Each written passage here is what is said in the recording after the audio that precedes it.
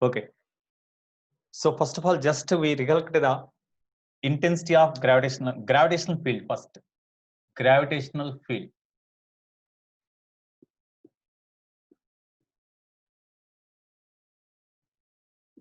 Gravitational field means already I explained the region around the body having certain mass up to which their influence act or felt. That is called the gravitational field. So when you keep a body having certain mass here, around this body, in the space around this body, up to which distance or up to which region around this one, the influence of this body acts on the other body having certain mass. Okay, then such region around this body up to which their influence act is called gravitational field. So the influence of the gravitational field due to this body at different points in the gravitational field, how it will vary. So that can be studied, the influence of this body in the gravitational field formed around them at different points. That can be studied in terms of two parameters, which are one is intensity of gravitational field, or simply that is also called as the gravitational field intensity, or simply gravitational field in some books, and gravitational potential. Gravitational potential. That's why first let us discuss the intensity of gravitational field. Field intensity, yeah, intensity of gravitational field and acceleration due to gravity both are numerically equal, because intensity of gravitational field means the gravitational force acts on unit mass, that is called intensity of gravitational field. The acceleration due to gravity is also numerically equal to intensity of gravitational field only. Okay, I will discuss here so that you can see both are numerically equal or not, you can check. Okay, so here we see next intensity of gravitational field. Gravitational field at at different points can be studied with the gravitational field, the influence of the gravitational field at different points, the influence of gravitational field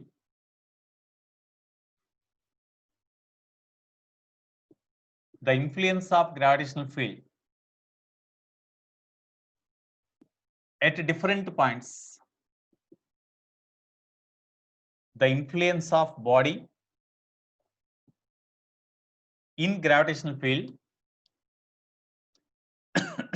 at different points, at different points can be studied in terms of intensity of gravitational field and gravitational potential, capital V. Intensity of gravitational field and gravitational potential. So now we will discuss what is intensity of gravitational field. Intensity of gravitational field. Intensity of gravitational field.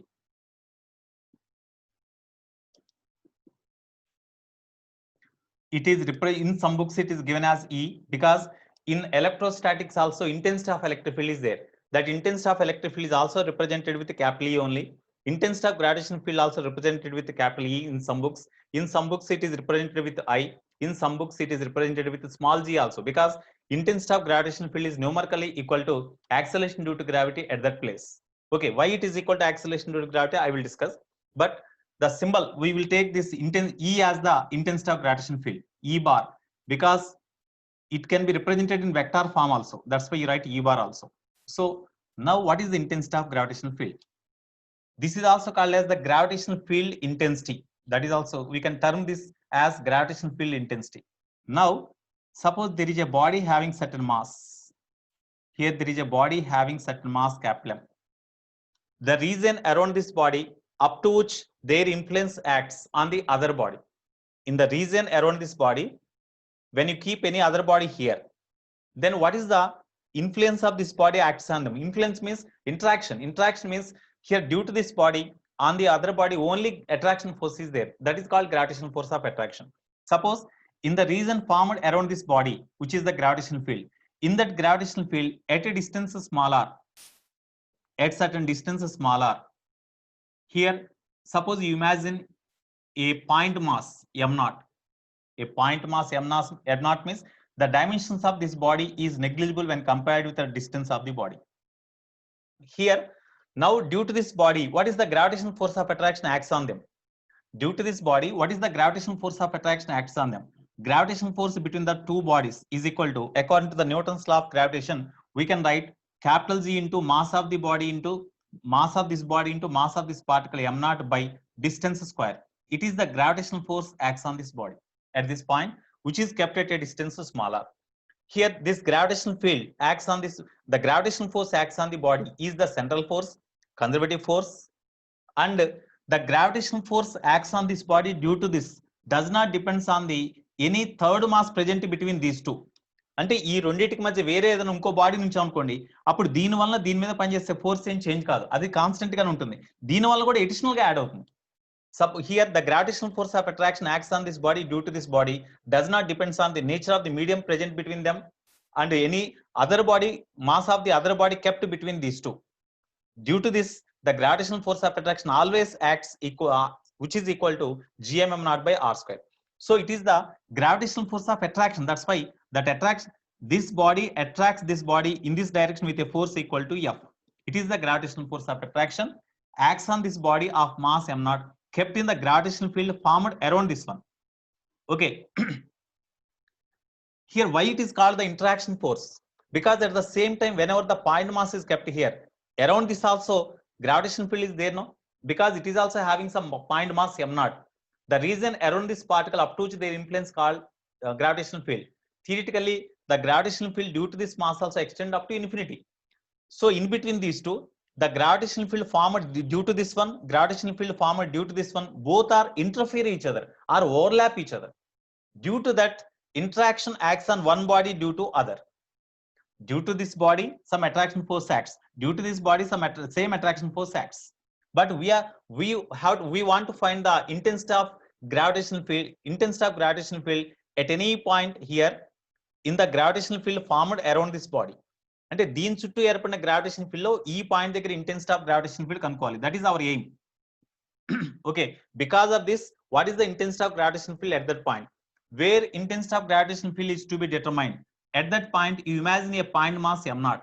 So due to this given body, on this point mass, what is the gravitational force? This is the gravitational force.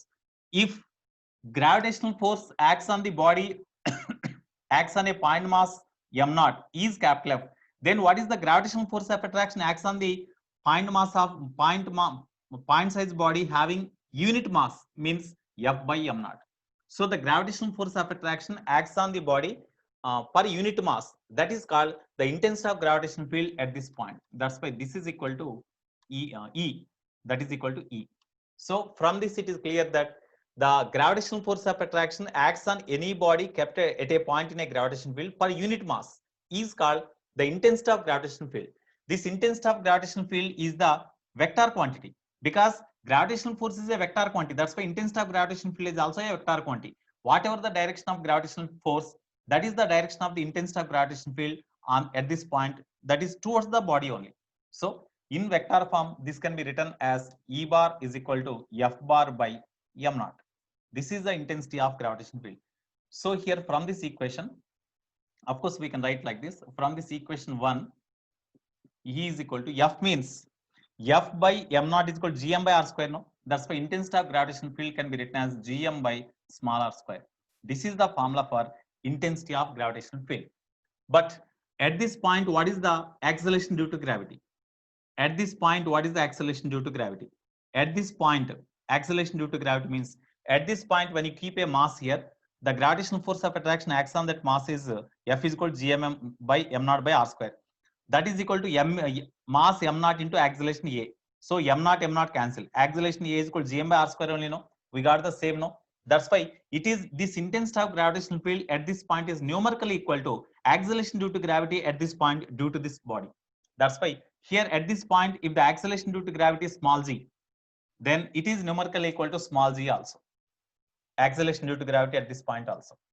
Okay, now how we can write this in vector form? How we can write this in vector form? Already I have written in vector form. This must be represented in vector form.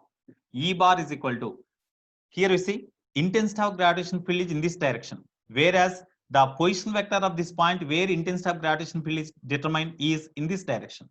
In this direction, r bar is there. That's why in this direction, unit vector is r cap.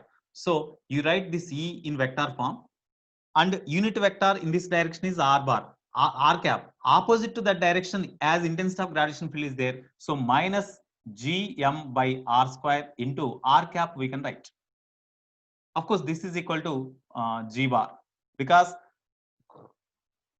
as the gravitational force of attraction acts on this particle in this direction, acceleration due to gravity is also towards the given body only. Okay, so this can be written as E bar is equal to minus capital G capital M. R bar can be written as R bar by R, because unit vector in this direction means R bar by magnitude of R bar means R only, no? So R bar by R. Here R square is there. That's why by R cube we can write, no? By R cube. This is equal to G bar. So what is the SI unit of the intensity of gravitational field? Note point. No doubt intensity of gravitational field is a vector quantity. Okay. Now what is the SI unit of intensity of gravitational field? SI unit of E bar is, SI unit means, you see, intensity of gravitational field is equal to force by mass, means Newton per case, no? Newton per case. That is the SI unit of the intensity of gravitational field. Or it is also equal to meter per second square, because Newton can be written as kilogram meter per second square. By kilogram is there, kilogram cancel, then meter per second square. That's why meter per second square is also the SI unit of the intensity of gravitational field, because the intensity of gravitational field is numerically equal to G. That's why whatever the unit of this G, the intensity of gravitational field is also having the same unit. That's why we can write Newton per case or this one. Next, suppose from this information, in a gravitational field, at certain point the intensity of gravitational field is capital E.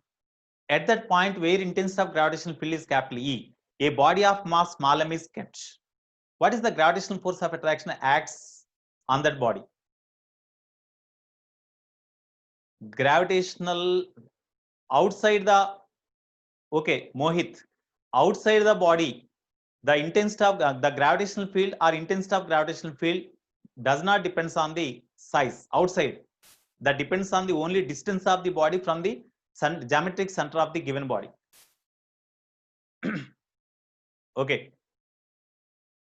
ME, yes. Here, on a body of mass m0, if the intensity of gravitational field acts as capital E, then what is the force acts on that particle? Means F is equal to M into E we can write now. That's why F is equal to M into E we can write.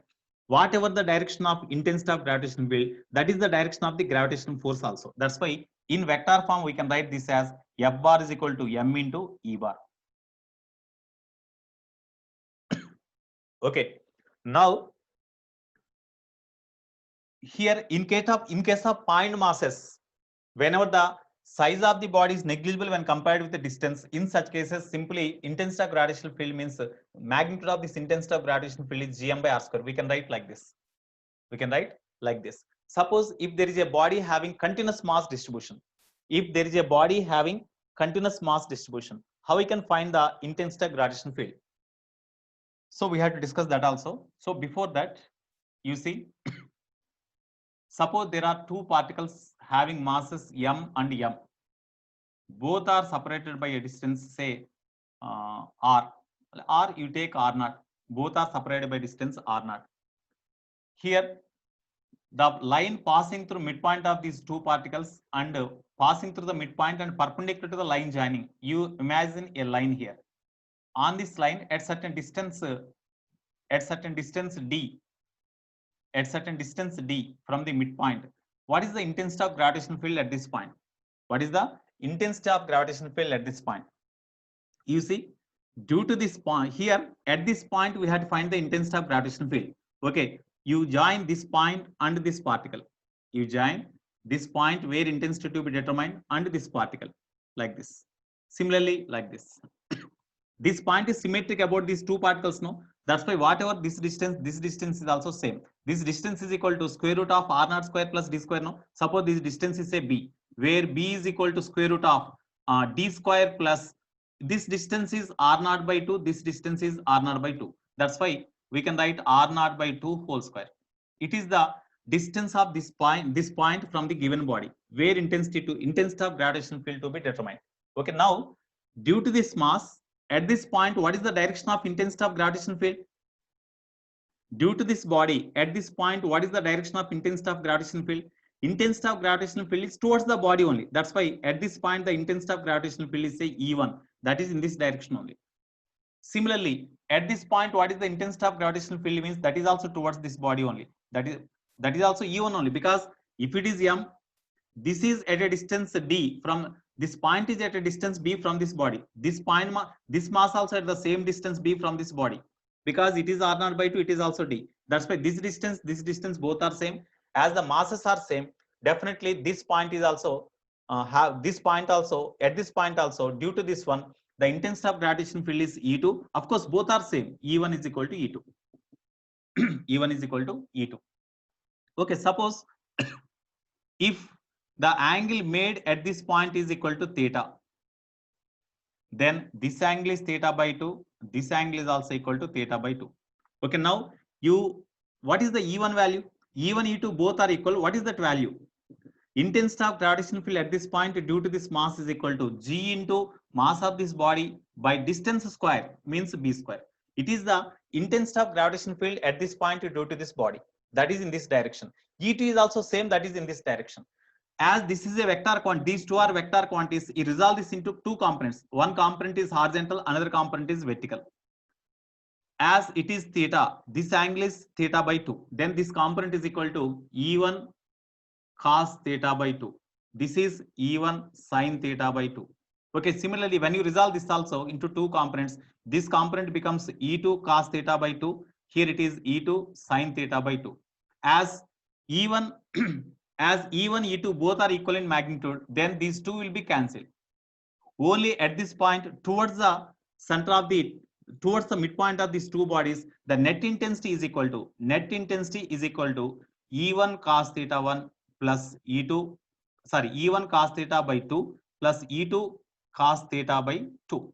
As E1, E2 both are equal, we can write 2 E1 cos theta by 2 or 2 E2 cos theta by 2. Since E1 is equal to E2. Therefore, 2 into, what about E1? E1 is equal to E1, E2 both are equal to GM by B square, no? So GM by B square you write into cos theta by 2. This is the net intensity at that point. It is the net intensity at this point due to these two particles. In this way, we had to find. Okay. Next.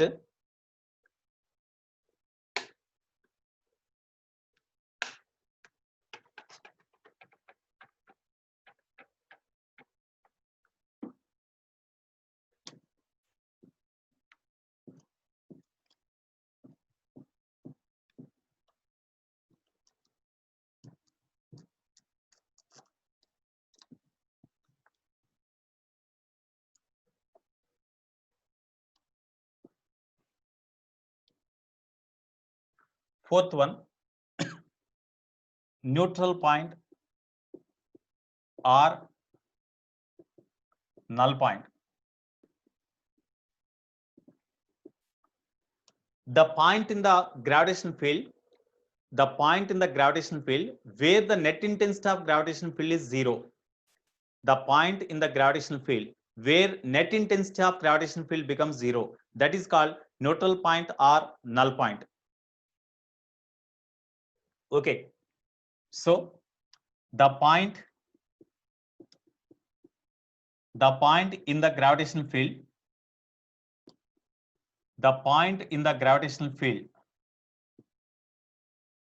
where net intensity is 0 is called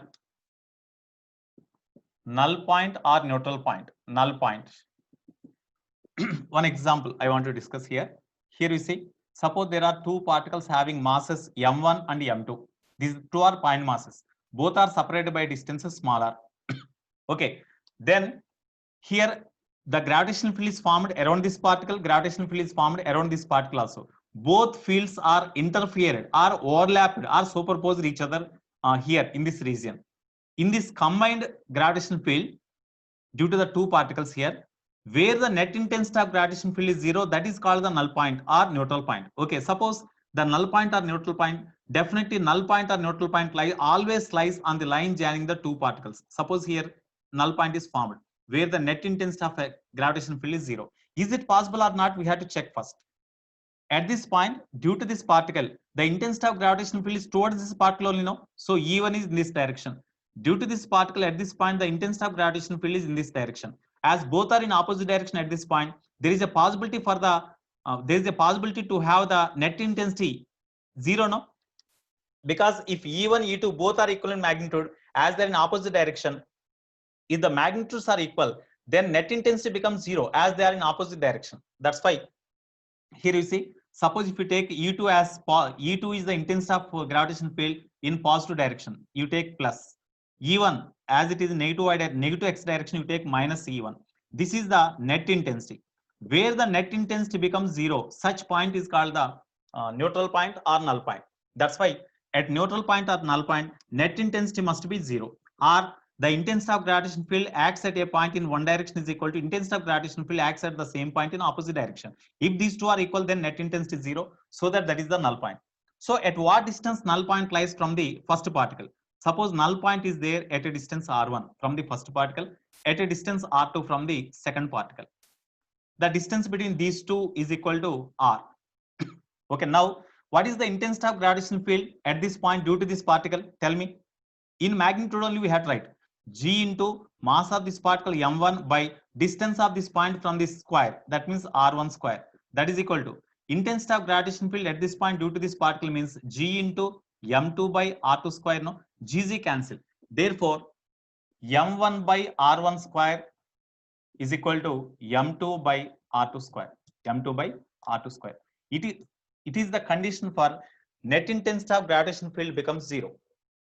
Always the intensity of gravitational field, net intensity of gravitational field becomes 0 only in between the two particles, not in between. This point does not lies on the line joining the two particles outside. అంటే ఈ రెండింటిని join చేసే line మీద ఇక్కడెక్కడో కానీ లేకపోతే ఇక్కడ కానీ intensity of gravitation field 0 కాదు.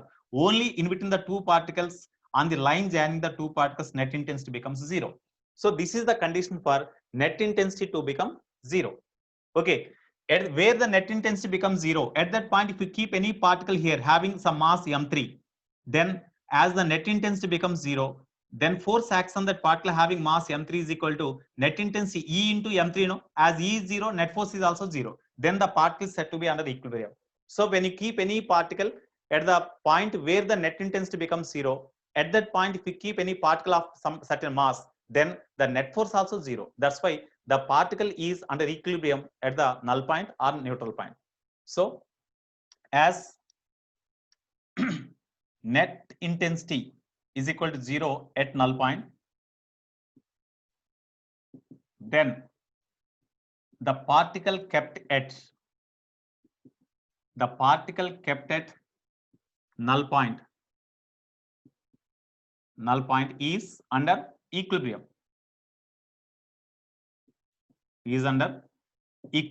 So this is also important point. Okay, null point concept is also important. Now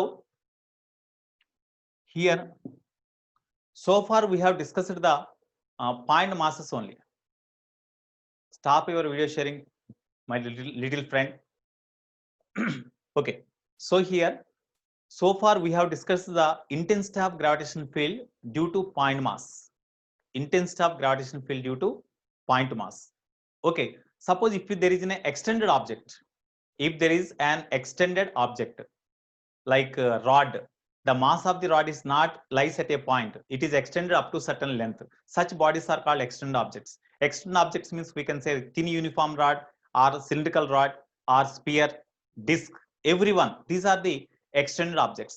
In case of extended objects, at certain point, what is the intensity of gravitational field? We have to discuss. Okay. I think here one example I said. Similarly, you can do this type of problems. No. Suppose one more example is there. Suppose here one more example is also there. Suppose here triangle is there. What is at the three corners of the triangle? At the three corners of the triangle, three particles are identical. Three particles are kept. Then where the net intensity becomes 0. Suppose here three particles are kept at the three corners of the equilateral triangle of side A. Then what is the where the net intensity of gravitational field becomes 0? When the three identical particles are kept. Three identical particles are kept at the three corners of the equilateral triangle. Then where the net intensity becomes 0 means at the centroid only. Geometric center. At the geometric center, the net intensity becomes 0. Where the center of mass lies. So for this equilateral triangle, geometric center means centroid only, no? That's why exactly at the centroid, net intensity of gravitational field becomes 0. So this is the centroid, no? So it is the centroid. At this point, net intensity becomes 0. That's why this is the neutral point or null point. Neutral point or null point. Okay.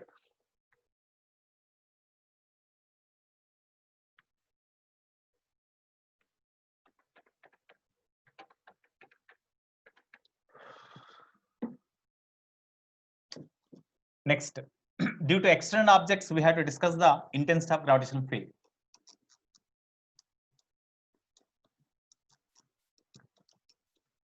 So far, we discussed only the intensity of gravitational field due to point mass. Now, we have to discuss the intensity of gravitational field due to extended object.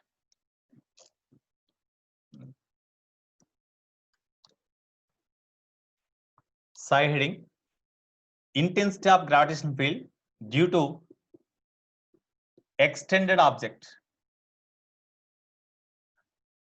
or extended body or extended object, not due to point mass. That is very, very important. Okay. Now, first one, uniform rod. Uniform rod. So first one, this is the first one. Here you see, suppose there is a uniform rod. It is the uniform rod of mass capital and length capital. It is a uniform rod of mass capital and length capital. Here it is not the point mass, because the mass of this body extended from this position to this position. It is kept on the x-axis. Suppose it is kept on the x-axis like this. Okay, now exactly at the origin, as the length of the rod is L. Suppose this first, it is kept on the x-axis. The first end of the rod is kept at a distance, say A, from the origin. This distance is A. Then exactly the first end is at a distance x is equal to A. And what is the distance of the last end from the origin? What is the x coordinate of the last end with respect to origin? With respect to origin, what is the x coordinate of this last end? A plus L or L plus A. So L plus A. It is the x coordinate of this end. Okay. Now, due to this, at the origin, what is the intensity of gravitational field? At origin, what is the intensity of gravitational field? Suppose here, at this origin, a particle of mass small m is kept. We have to find the force acts on this particle due to this uniform rod. In order to find the force acts on this particle, if you find the intensity of gravitational field at this point, no doubt, as it is the rod, the intensity of gravitational field at this point is towards the rod only, no? That's why intensity of gravitational field is no doubt in this direction only. So what is the force acts on the particle means? Therefore, force acts on particle, force on M is equal to F, which is equal to mass into intensity of gravitational field at that point. Okay, mass is there. What about E? At this point, due to this rod, what is the intensity of gravitational field at this point? We had to find that one. That is our aim. If you know that intensity of gravitational field, then force acts on this particle can be found easily, you know, by using this formula. That's why at this point, what is the intensity of gravitational field? As the body here, body is the extended object. First, you consider a small element here having length dl or dx, having length dx at a distance x from the origin. At a distance x from the origin. Due to this element, here the mass of the element is say dm. Mass of the element is dm. Okay. Then a linear mass density of the rod, as it is a uniform rod, linear mass density of the rod remains constant at every point. So linear mass density is equal to lambda. That is equal to mass of the entire rod by length of the rod. That gives mass per unit length. Okay, we know. Now, the mass of the element dm is equal to, we can write lambda into dl, no? per unit length, if it is the mass per this much length of the element, what is the mass means lambda into dl. Lambda means m by l into dl. Sorry, dx. No, we imagine the length of the element as dx. That's what dx. Here, length of the element is dx. Okay. Length of the element is considered as dx. It is dx. Mass of the element is dm. That mass of the element is equal to, we can write like this. Now, element means it is the point mass. Due to this point mass, at this point, what is the intensity of gravitational field? That is a dE. dE is equal to, tell me, due to this point mass at this point, what is the intensity of gravitational field? Means G into mass of this element dm by distance of this element from this point square. That means x square. Okay. So x is equal to a means this end is at a distance, x is equal to a.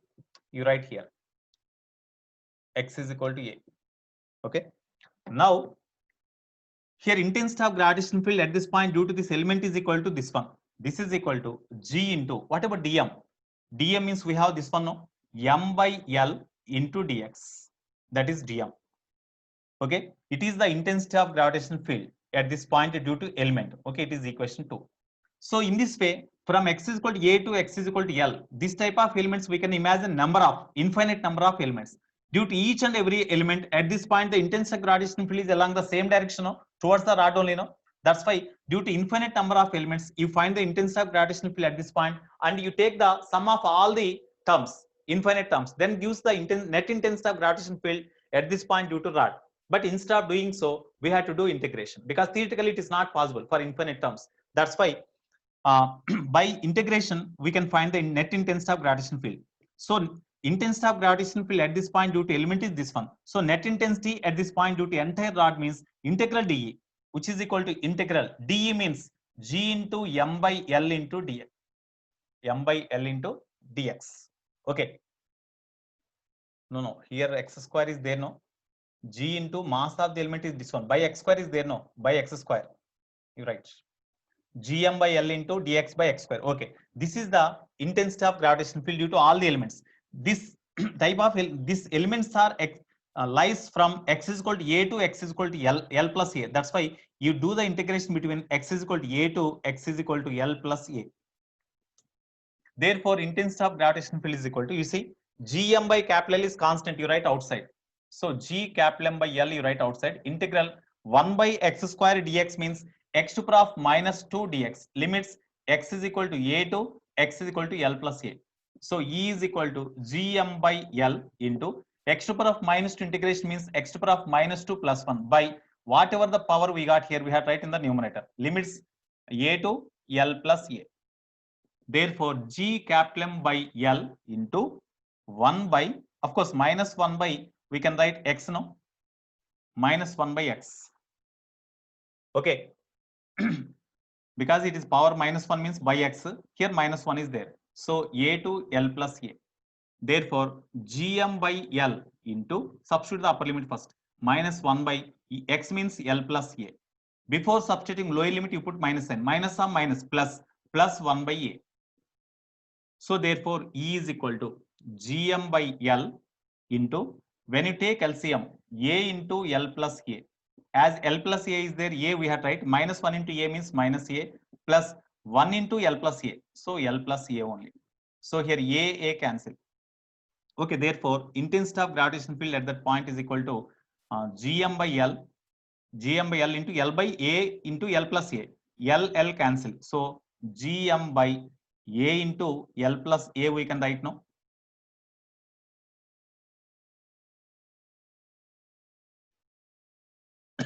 This is the intensity of gravitational field at that point due to the rod. Okay, therefore, if it is the intensity of gravitational field, then what is the force acts on the particle? Therefore, force acts on the particle is equal to mass of that particle m into intensity of gravitational field, m into E. Therefore, m into E means Gm by something, G capital M by a into L plus a. Therefore, F is equal to G capital M small m by a into L plus small a. This is the force acts on the particle kept at the origin due to uniform rod. If they ask the intensity of gravitational field, this is the formula. If they ask the force acts on the particle at this origin, this is the formula. In this way, we have to do. So when extend object is given, in this way, we have to do the, we have to find the intensity of gravitational field at this point. Okay. Shall I raise this one? Shall I raise this one? Every point is there in our integrated material. Each and every point is there in your integrated material. Okay. Next.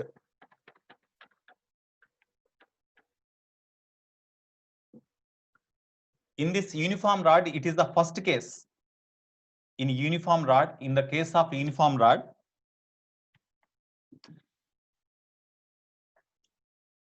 it is the first case, A, on axis.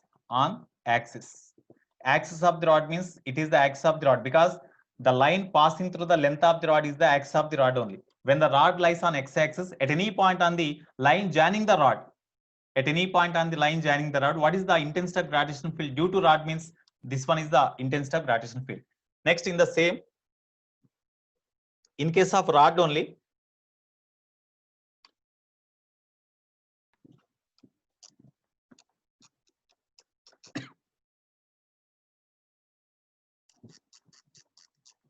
if they ask the problems, you have to do like this only by concepts.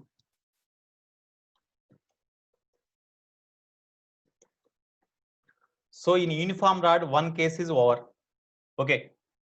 One case is over, that is A. Next, B.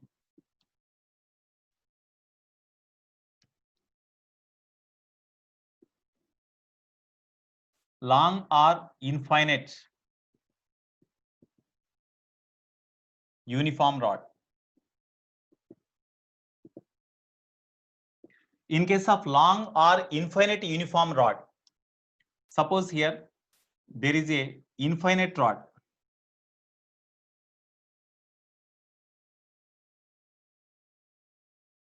Here it is the infinite rod, length is infinity. Mass per unit length is given as lambda. Mass per unit length is given as lambda. Okay, now at a point here, at certain point, okay, first of all, you better to do not infinite rod, you take the finite rod first. In first case, you take the finite rod. Intensity of gravitational field due to finite rod. First, you better to do for finite rod. Intensity of gravitational field due to finite rod.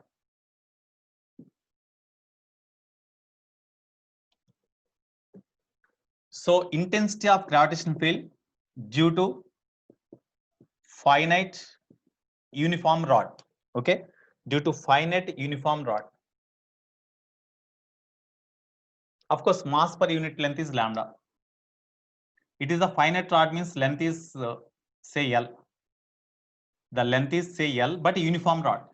Okay, now at certain point in here, the region around this rod up to which their influence act is called intensity of gravitational field. In that gravitational field, at certain point P, we have to find the intensity of gravitational field. At this point P, we have to find the intensity of gravitational field. E is equal to question mark. Suppose this point is at a perpendicular distance, small r, from the rod. So from this point, you draw a perpendicular line onto the length of the rod. Then this is the perpendicular distance of the point from the rod. Okay. Now, you join this point and this end. Join this end and this point. Okay. Here, suppose the angle made by this end of the rod with normal line is equal to say theta 1. This is say theta 2. The angle made by the line joining this end the point where intensity to be determined with a normal, that is equal to theta 2 here. Now, in order to find the net intensity of gravitational field at this point, you consider a small element. Suppose this is a origin. This point where this normal line intersects the rod, that is a origin. So at this point, we have to find the intensity of gravitational field. That is our aim. Okay, now you consider a small element here. You consider a small element at a distance y from the origin whose length is equal to dy, and mass of this element is say dm. Mass of the element is dm. Okay, Here this element makes an angle theta with the normal line. Here suppose you join the two ends of the element, and this point. Here this is d theta, and this angle made by this element with normal line is equal to theta. Now, due to this element, at this point, what is the intensity of gravitational field? Suppose this point is at a distance b from the element. This length is equal to say b. From the diagram, b is equal to, how we can write? B is equal to square root of r square plus y square, no?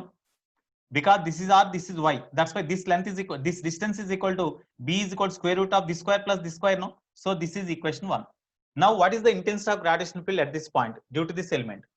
So intensity of gravitational field at that point due to this element is equal to d is equal to g into mass of the element dm by distance square means b square, no? Because this distance of the point from this element is b, that's why b square. So this is equal to, what is the mass of the element? Mass per unit length is lambda. Then length of this element is dy, no? That's why mass of that element is equal to lambda into dy. Mass per unit length is this one. For this much length of the element dy, what is the mass? Means lambda into dy. That is the mass of the element by distance square. Distance square means r square plus y square under root whole square. Root will be cancelled. Then r square plus y square we have to write. Okay, this is dE. It is say equation 1. So what is the direction of that intensity of gravitational field at this point due to element? Intensity of gravitational field is only due to attractive force, gravitational force of attraction on unit mass. That's why that attraction force is towards the element only, no? That's why this intensity of gravitational field dE is towards the element. dE is in this direction. Now, you resolve this intensity of gravitational field into two components. Resolve this intensity of gravitational field into two components. One is along this direction, another one is along this direction. One is along this direction. Okay, in this direction, what is the, in this direction, intensity of gravitational field component is say dEx. In this direction, it is say dEy. What is dEx? dEx is equal to, in this direction, intensity of gravitational field is dE. Their component in this direction is equal to dE cos theta, no? So this is equal to dE cos theta, and along vertical direction, intensity of gravitational field dEy is equal to dE sin theta, Okay, now what is the net intensity of gravitational field along x-axis due to all the entire rod? Here, this is the intensity of gravitational field at this point along x-axis due to one element considered here. So therefore, what is the total intensity of gravitational field at this point due to entire rod? This rod is extended from this angle theta 1 to theta 2 from the normal. Okay, that's why to obtain the net intensity of gravitational field along x-axis, you do integration. Net intensity of gravitational field along x-axis is equal to integral dEx. That is equal to integral dEx means dE cos theta. Limits here theta value in this direction ante ikkada ee direction ante మనం తీసుకున్న angle ఇటువైపు ఉంది కదా, మనం తీసుకున్న angle ఇటువైపు ఉంది, ఇటువైపు కాబట్టి ఇటువైపు ఉండే యాంగిల్ ని ఫస్ట్ theta 1 తీసుకోండి. theta 1 నుంచి దీనికి opposite direction angle minus theta 2. So theta 1 నుంచి మైనస్ theta 2 మధ్యలో తీసుకోండి. మనం కన్సిడర్ చేసిన యాంగిల్ ఇటువైపుకే ఉంది కాబట్టి ఈ యాంగిల్ ప్లస్ theta 1 అవుతుంది, ఇటువైపు మైనస్ theta 2 అవుతుంది. ఎందుకంటే నార్మల్ కి ఆపోజిట్ డైరెక్షన్ లో కదా యాంగిల్ ఉంది. ఇక్కడ నార్మల్ కి from the normal in anti-clockwise direction only we consider the element at an angle theta. This theta 1 is also in the same direction. That's why you take plus theta 1 only. From normal in anti-clockwise direction, the angle up to this rod is extended means up to theta 1 length, theta 1 angle. That's why you take theta 1 positive only. But here from the normal, this end is extended up to theta 2 angle in clockwise direction. That's why you take minus theta 2. Okay, now this is equal to integral theta 1 to minus theta 2. dE means it is dE means this one, no? G lambda dy by r square plus y square into cos theta. This is equal to G lambda is constant, you keep away outside, G lambda into, okay, otherwise you keep like this first. Now we have to obtain we have to do the integration in terms of theta. So we have to convert them into theta because the limits of the angle are known. That's why in terms of theta we have to integrate. That's why d theta, there must be d theta. How we can introduce that d theta? Here you see from this right angle triangle, you take tan theta.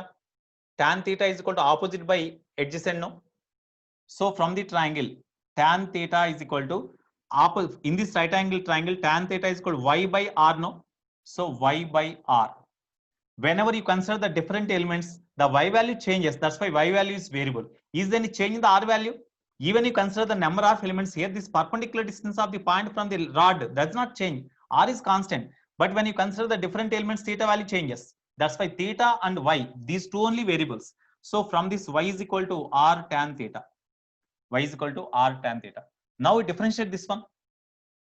dy is equal to r dy by d theta is equal to y d by d theta of y means r tan theta. R is constant, you keep aside. D by d theta of tan theta. That means secant square theta.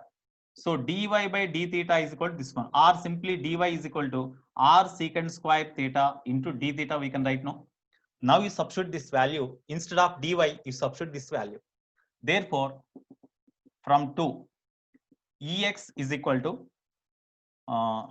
here from this formula, theta is equal to theta 1 2 minus theta 2 g lambda into dy means this one, r secant square theta into d theta into cos theta is there, cos theta by r square plus y square means y value is equal to r tan theta, no?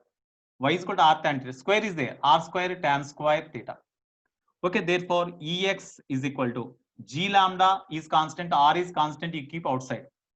So g lambda r, you write outside. Okay, here r square we can take common, we can write outside. So by r square into integral theta 1 to theta minus theta 2. G lambda r is written outside. Secant square theta cos theta. Secant square theta into cos theta into d theta by, as r square is taken outside, when you take common and you have written outside, then 1 plus tan square theta is there. 1 plus tan square theta means secant square theta only, no? What is 1 plus tan square theta? 1 plus tan square theta. Secant theta. Okay, secant 1 plus tan square theta is equal to secant square theta. Therefore, this is equal to, here you see secant square theta cancel. So g lambda r, okay, r square cancel. So g lambda by r into integral cos theta d theta means sin theta only, no? Limits theta 1 to minus theta 2. Now you substitute the limits. Ex is equal to g lambda by r into first upper limit. Sin minus theta 2 means minus sin theta 2. Before substituting lower limit, you put minus sin theta 1. Therefore, Ex is equal to minus, you take minus common, g lambda by r into sin theta 1 plus sin theta 2. So this is equation 3.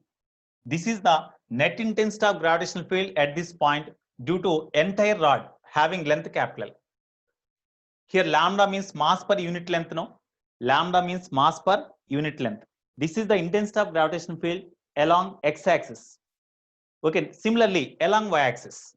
How you can find the intensity of gravitational field along y-axis? Shall I erase this one? This part. Okay, remember this formula. You remember this formula. Ex is equal to minus g lambda by r into sin theta 1 plus sin theta 2. This is equation 3 we got. Okay, now shall I erase this part? It is along x-axis means along this direction. Along this direction.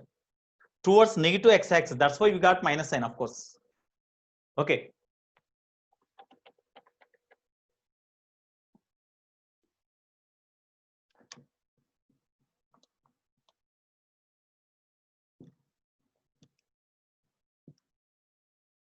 Next, intensity from equation, okay, here from this, from dy is equal to de into sin theta. Dy is equal to, de means this one, g lambda dy by r square plus y square into sin theta. Of course, as previous only we can write here, g lambda into sin theta into dy means dy can be written as r into secant square theta d theta. So r into secant square theta into d theta whole by r square plus y square. That means r square plus y means r tan theta. Y is equal to r tan theta. Square is there. R square tan square theta. Okay. So dy is equal to g lambda r into sin theta into secant square theta into d theta whole by, you take r square common, then 1 plus tan square theta means secant square theta. Secant square theta cancel, r square cancel. Therefore, dy is equal to g lambda by r into sin theta into d theta. Therefore, net intensity of gravitational field along y-axis is equal to integral dy. That is equal to integral g lambda by r into sin theta into d theta. Limits theta is equal to theta 1 to minus theta 2. Therefore, Ey is equal to g lambda by r into integral sin theta d theta means minus cos theta, no? So you write minus cos theta. Limits theta 1 to minus theta 2. Therefore, Ey is equal to g lambda by r of minus of cos theta, cos minus theta 2 means cos theta 2 only. That's why minus cos theta 2. Before substituting lower limit, you put minus sign. Minus of minus plus, plus instead of theta, you write theta 1. So cos theta 1. Therefore, Ey is equal to g lambda by r into cos theta 1 minus cos theta 2. This is equation 4. So intensity of electric field along x-axis is this one. Intensity of electric field along y-axis is equal to g lambda by r into cos theta 1 minus cos theta 2. No, we got cos theta 1 minus cos theta 2. Okay.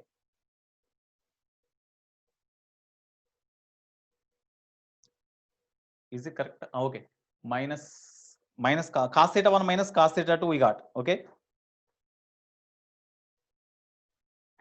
Now, therefore, net intensity of gravitational field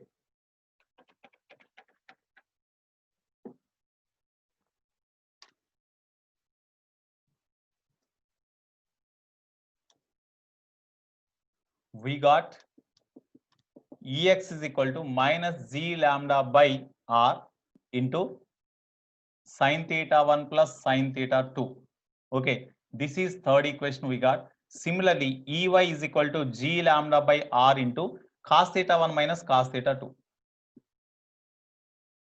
This is equation 4.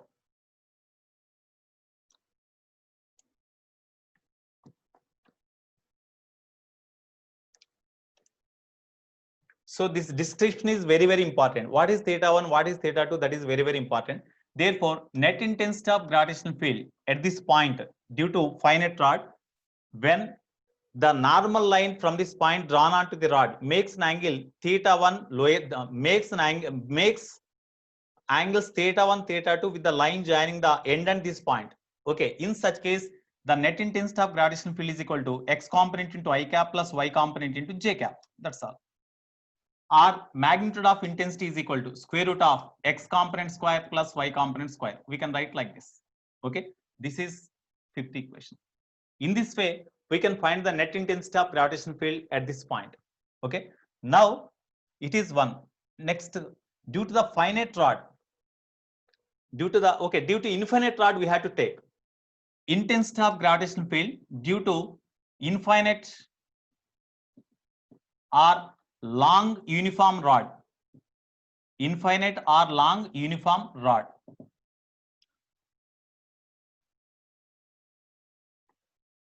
So what about the intensity of gravitational field at a point due to infinite long rod?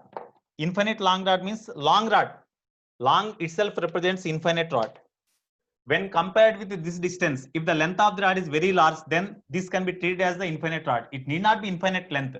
When compared with the distance, if the length of the rod is very large, then such type of rod is called long uniform rod or infinite rod. In such case, what is the intensity of gravitational field? In such case, what is the intensity of gravitational field?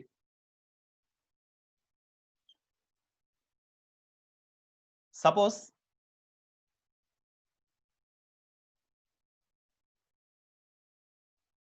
This is the infinite rod. Okay, linear mass density is lambda. From the rod at a perpendicular distance at the middle, from the rod at a perpendicular distance, say small r. At a perpendicular distance, small r. What is the net intensity of gravitational field? What is the net intensity of gravitational field? In order to find this, in order to find the net intensity here, we should know, of course, linear mass density is given. Perpendicular distance of the point from this rod is also given, r is given. When you know theta 1, theta 2, we can calculate Ex and Ey. If you know Ex and Ey, we can have intensity of gravitational field at this point. So what is the angle made by the line joining this end of the rod, this end of the rod with this point? So as it is infinite rod, this end is extended to infinity, this end is also extended to infinity. When you join this point and the end lies at infinity, then you will get a parallel line now. Then angle made here is equal to 90. Theta 2 is equal to 90 degree. Similarly, this side also extend up to infinity. That's why when you join this point and the end, the lower end which lies at infinity, if you join the line, then it is also a parallel line. Then this angle is also 90. So theta 1 is also equal to 90 degree. So in this case, we have to substitute theta 1 is equal to theta 1, theta 2, both are equal to 90. Now we substitute here. Therefore, Ex is equal to, when theta 1, theta 2, both are 90, then Ex means this one, no? Minus z lambda by r into sin theta 1, sin 90 plus sin 90. It is 2. That's why minus 2g lambda by r you will get, no?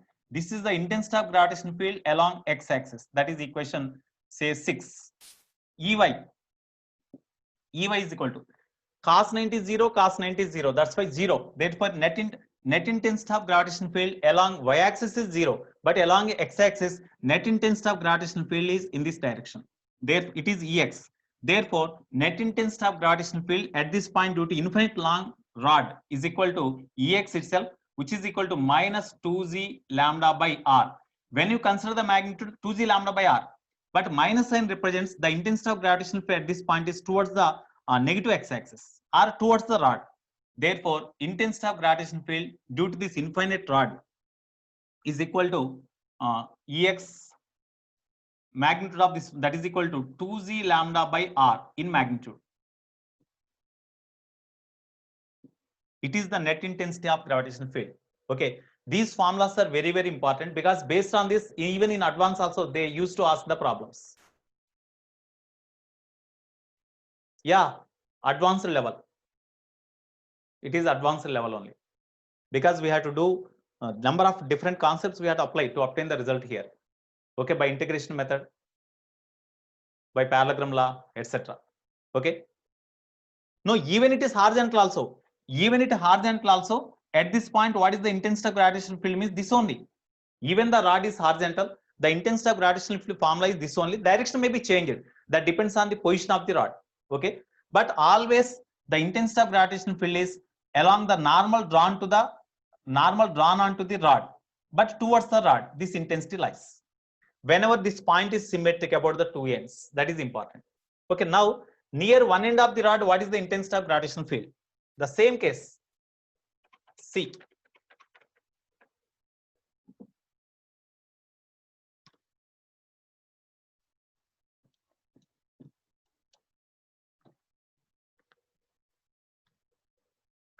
C is over, no? Next D. Near one end of uniform rod. Okay, near one end, that's all. Because uniform rod is common, no? Near one end. What is the intensity of gravitational field? That's all. Near one end. Near one end of long rod. Long means infinite long. So here there is a infinite rod. Here this dotted line represents the rod is extended up to infinity. The other end of the rod is up to this only because it is not drawn with the dotted line as here. Okay. Now near one end of the rod means here this is the one end. Nearer to one end means at this point. What is the intensity of gravitational field E here? So here the line joining the line drawn from this point onto this rod perpendicularly. This is the normal line. the distance of the perpendicular distance of this point from the rod is equal to small r. It is the perpendicular distance. Then at this point, in order to write the net intensity of gravitational field, first we have to remember these formulas at least. To write the formula, we have to keep in our mind that the diagram and these formulas. Then only we can do. Otherwise, by doing this procedure, we have to find these values. Then we can find the net intensity. Here, what about theta 1, theta 2? To use these formulas, first we have to consider the theta 1, theta 2. How we can find, how we can consider theta 1, theta 2? Theta 1, you remind the fundamental diagram, first diagram. Here theta 1, it is theta 2. Theta 1 means the angle made by the line joining the point where intensity to be determined and lower end with a normal line. Here normal line is this only, line joining the point and lower end is also this only. That's why theta 1 is equal to 0, no? Theta 1 here 0 degree. Next, what about theta 2? The line joining this point and the other end lies at infinity is a parallel line to this rod. That's why this angle is 90, no? So theta 2 is equal to 90 degree. Now, what is the intensity of electric field component? Sorry, intensity of gravitational field at this point along x-axis. Ex is equal to, in this formula, you put theta 1 is equal to 0 and theta 2 is equal to 90. When theta 1 is equal to 0 and theta 2 is 90, it is 0 and it is 1. That's why 1 into minus z lambda by r. Minus z lambda by r only. Minus z lambda by r. Next, what about Ey? It is, you see, it is 0. It is 0. And it is 0 means 1. It is 90 means 0. That's why it is 1. G lambda by r. So G lambda by r. That means the x component of the intensity of gravitational field is along negative x-axis, means in this direction, and Ey is along positive x-axis, means in this direction. It is Ey. The resultant of these two, as Ex and Ey both are equal in magnitude, no? Ex, Ey both are equal in magnitude. Then the resultant of these two lies along the angular bisector. This is the net intensity of gravitational field. As it is the angular bisector, definitely this angle made is equal to 45 degree. I will draw this diagram here. So it is Ey, it is Ex. Ey, Ex. As both are equal in magnitude, then the net intensity is along the bisector, which makes an angle 45 degree, or here 45 degree. Therefore, net intensity at this point is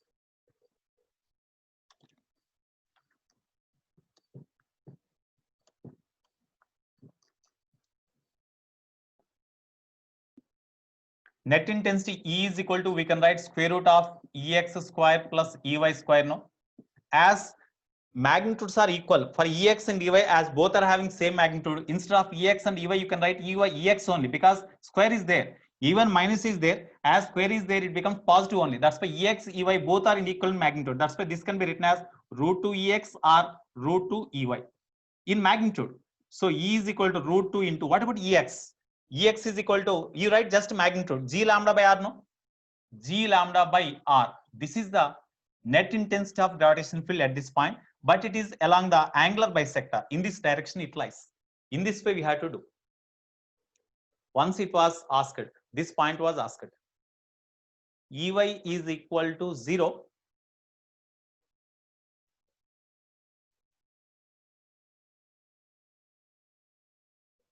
How Ey is equal to 0?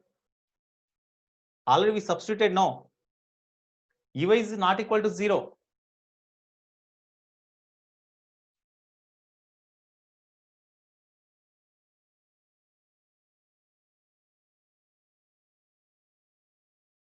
Ey is equal to, how it is 0?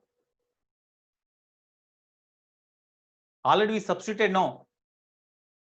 One angle becomes 0 means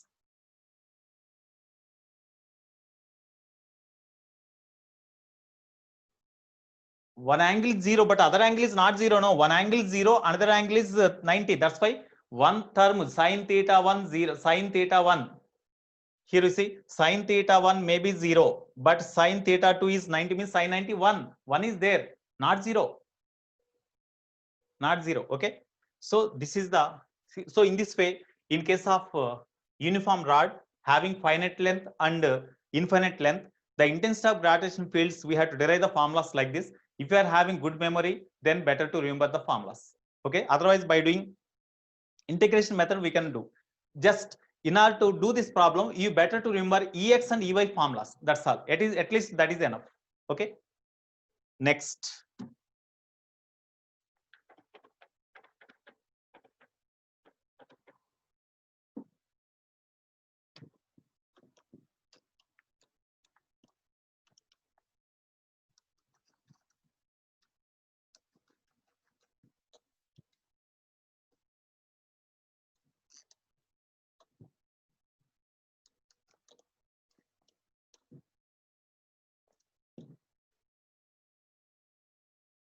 Second one, intensity of gravitational field due to arc. Intensity of gravitational field due to arc.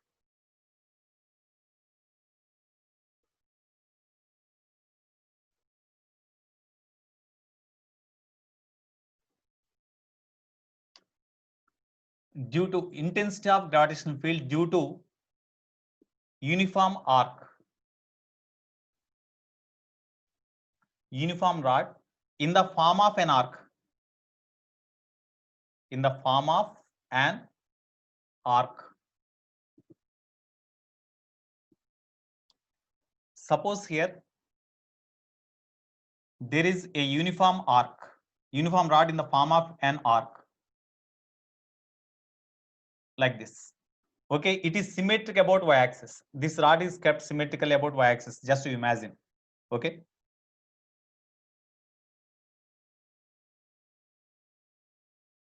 It is x-axis, it is y-axis. It is this arc, uniform rod, which is bent in the form of an arc, makes an angle theta at the center. This angle is theta. This total angle is theta. So this angle is theta by 2.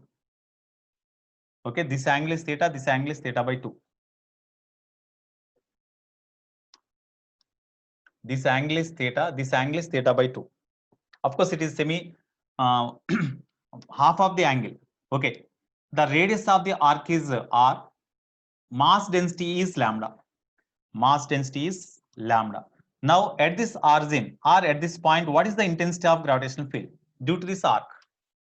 Due to this arc, at the center of the arc, what is the intensity of the gravitational field? Okay, so in order to find the intensity of gravitational field at this point, you imagine one small element here. One small element having length dl. Having length dl. Okay, the line joining the two ends of the element to the center. The line joining the two ends of the element at the center. That is, say, it is theta is already there. You write alpha, d alpha, d alpha, and the element makes an angle alpha with vertical. Vertical to alpha angle chestunde position దగ్గర ఒక element ని consider చేసాం. Mass of the element is say dm. Length of the element is dl. Okay, now you see at this center or at the origin or at the center, due to this element having mass dm, the intensity of gravitational field is towards the element only, towards the mass only. No, that means in this direction intensity of gravitational field is d is there. So what is de? The intensity of gravitational field at the center due to the arc, due to the element on the arc. What is the intensity of gravitational field? D is equal to g into mass of the element dm by distance of the point from the element square. This distance of the point from the element means that is equal to radius. Radius of the arc, that's why radius square. Gm by r square, that means g dm by r square. So this is equal to g into linear, here dm means linear mass density into length of the arc, length of the element considered, by r square. Okay, this is d, this is equation 1. Okay, next, here you see from the diagram, angle subtended by arc of length dl at the center is d theta, d alpha, d alpha. Therefore, angle subtended by the arc at the center, this element at the center, d alpha is equal to arc by radius. Arc means dl by radius r. Therefore, dl is equal to, we can write r into d alpha now. Now we substitute this value here. Therefore, de is equal to g lambda into dl means r into d alpha by r square. Here r square cancel. Therefore, g lambda by r into d alpha. This is de value. Okay, what is the direction? This is the direction.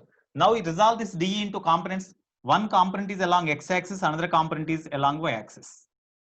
Okay, as this intensity of gravitational field due to element makes an angle alpha with y-axis, then this component is dE cos alpha and this component is dE sin alpha.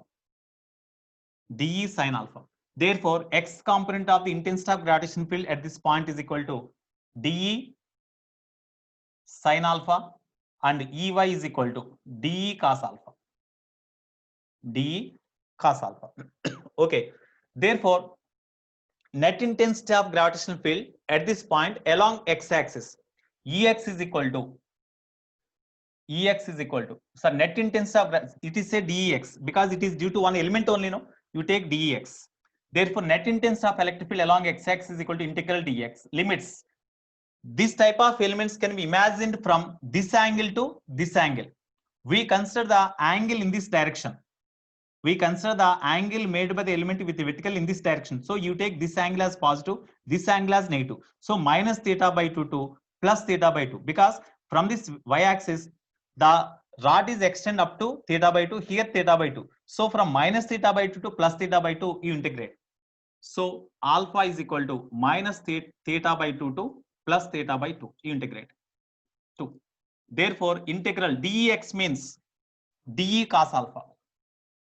dE sin alpha minus theta by 2 to plus theta by 2. Okay, this is equal to dE means this one, g lambda by capital R into d alpha into sin alpha. Therefore, g lambda by capital R is constant, you write outside, integral sin alpha into d alpha, limits alpha is equal to minus theta by 2 to plus theta by 2. Therefore, g lambda by R into integral sin alpha means minus cos alpha minus theta by 2 to plus theta by 2. Therefore, g lambda by R into minus cos theta by 2. Before substituting lower limit, you put minus and minus plus cos minus theta by 2. Cos minus theta by 2 means plus theta by 2 only. Cos minus theta is equal to cos theta only. Okay. Yeah. Here these two cancel. Therefore, 0. Therefore, intensity of electric field along x-axis due to entire arc is equal to 0. So, along this direction, net intensity of gravitational field at this point due to entire arc, which is symmetric about the y-axis, is 0. Similarly, what about y value? What about y value? Okay. So, we got Ex is equal to 0. Next, what about Ey?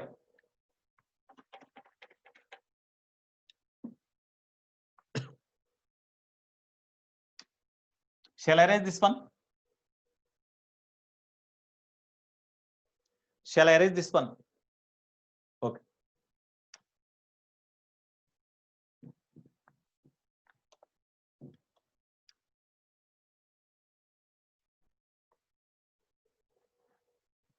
So Ey is equal to integral dEy.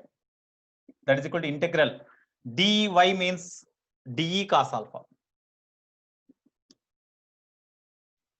That is equal to integral dE means g lambda by R into d alpha, g lambda by R into d alpha into cos alpha.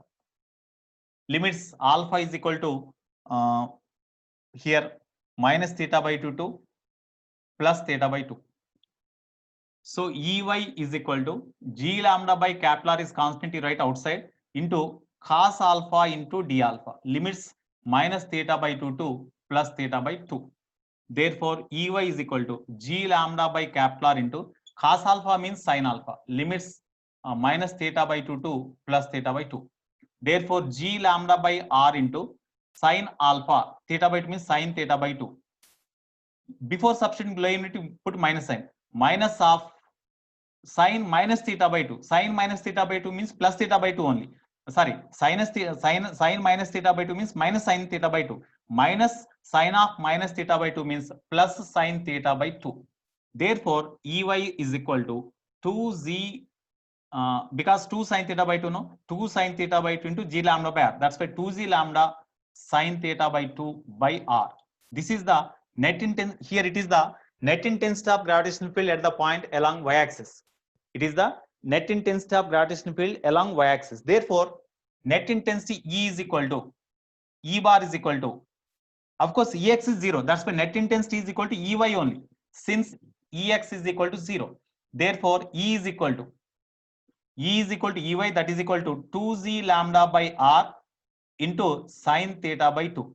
It is the net intensity of gravitational field at that point. That means due to the arc, uniform arc, at the center, the net intensity of gravitational field is towards the arc only, towards the mass only. Okay. When it is symmetric, so in order to use this formula, you have to imagine this arc-shaped rod as symmetric about any axis. Then only we have tried this one. Suppose in this case, if you want to write that intensity of gravitational field in a vector form, then E bar is equal to this into J cap we have tried, because that is along positive Z axis, positive Y axis. That's why in terms of J cap we have to write. So here E bar is equal to E into J cap we have to write, because this intensity of gravitational field is along positive Y direction. That's why we have to write in vector form like this. Okay.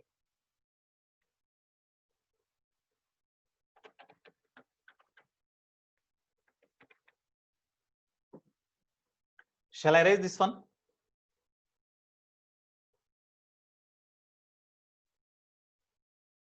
Shall I raise this one? Of course, it is A. This is A in this case. Okay. Shall I raise this one?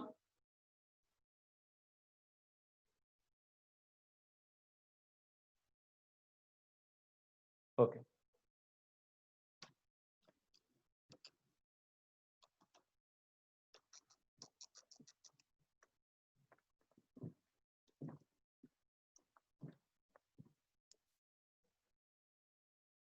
Next, B.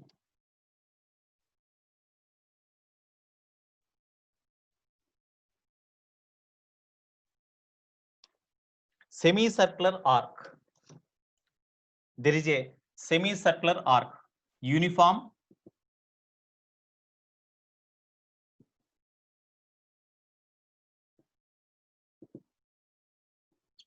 semicircular arc.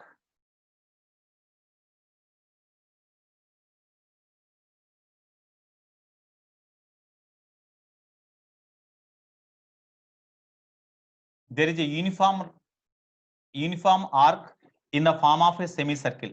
It is along x-axis. It is the center of the semicircular arc. It is y-axis. So arc is symmetric about y-axis. Okay, now at this point, no doubt, as it is symmetric about y-axis, net intensity is along y-axis only. Net intensity is along y-axis only. E is equal to Ey. That is equal to question mark. Okay. So here, previously, whenever the arc is symmetric about y-axis, at the time, the net intensity at the center of the arc is equal to, we got 2z lambda by r into sine theta by 2, no? So in this case, what about theta? In this case, what is theta? Theta is the angle subtended by the arc at the center. As it is a semicircle, it subtends an angle theta is equal to 180 at the center, no? 180 at center. Therefore, at this point, no doubt, as it is symmetrical about y-axis, along x-axis net intensity is 0. If the semicircle, as the semicircle is symmetric about y-axis, definitely the net intensity along x-axis is 0. Even if you substitute the x already, when the arc is symmetric about the y-axis, net intensity along x-axis is 0. Only net intensity along y-axis is there. So net intensity along y-axis, Ey is equal to, this is the formula, 2z lambda by r into sine theta by 2. General formula is this one. That is equal to 2z lambda by r into sine theta by 2 means 180 degree by 2. That is sine 91. Therefore, 2z lambda by r. This is the net intensity of gravitational field in this direction. Suppose if you want to write this in vector form, then E bar is equal to, of course, this is equal to Ey also. E bar is equal to, as this net intensity is along positive axis in the diagram, then E bar is equal to, we can write 2g lambda by r into J cap, we can write. We can write in terms of J cap like this. Theta 1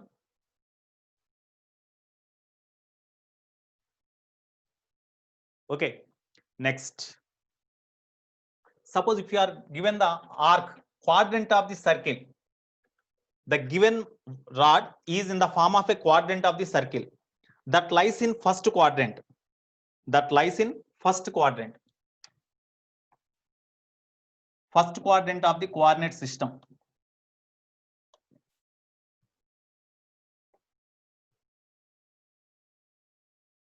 C.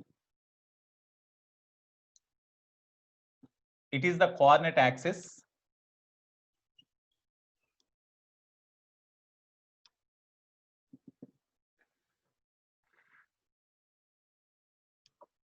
So the given arc is in the form of a quadrant of the circle. It is like this.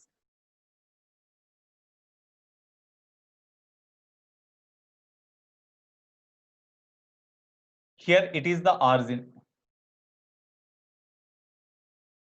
It is origin. Okay. Now here the linear mass density is lambda and radius of the arc is r. Radius of the arc is r. It is given like this.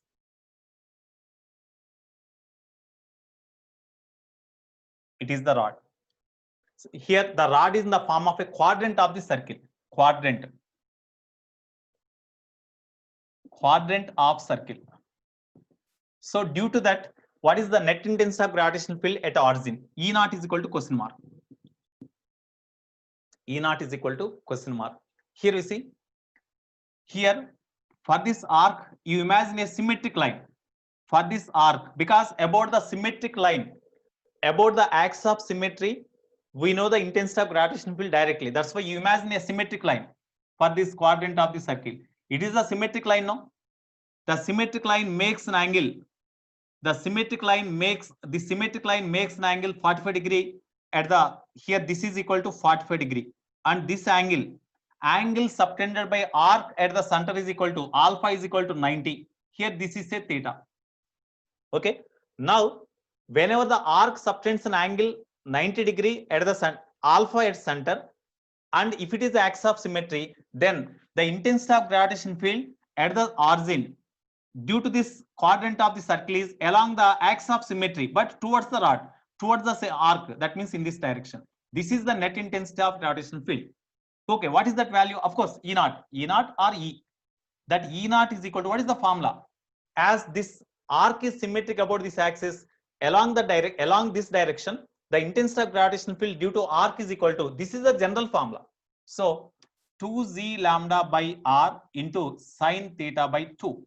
So E naught is equal to 2z lambda by r, because radius is given r, no?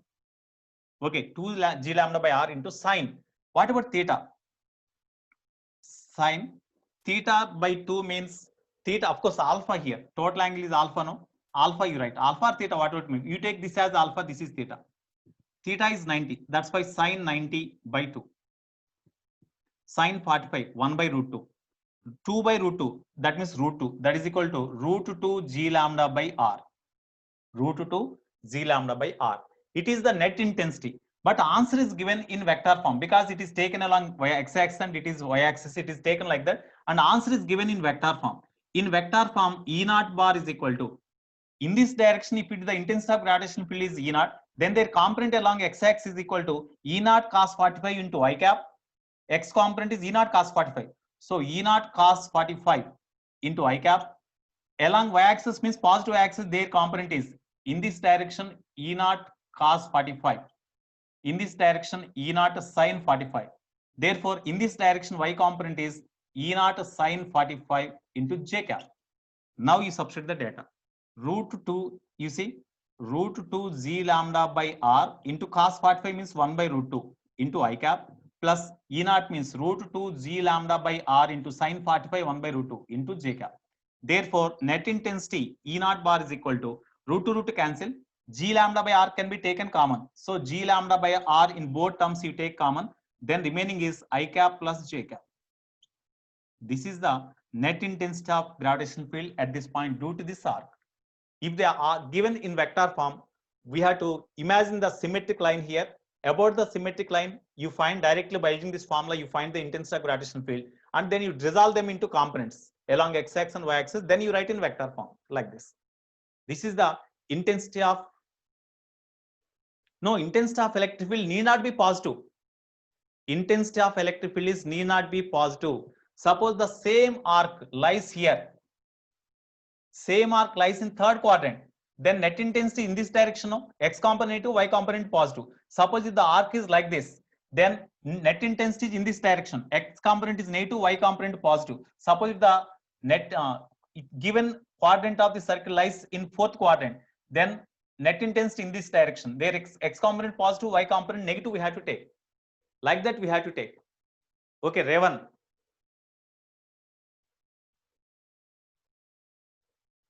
Revan.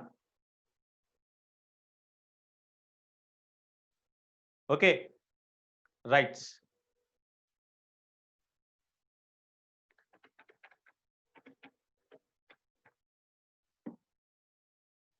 It is due to arc.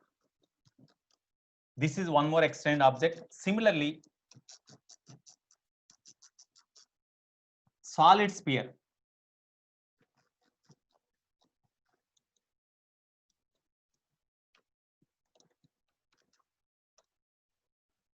Or you take the ring, third one, uniform ring. Uniform ring. First, at center. Suppose it is the uniform ring.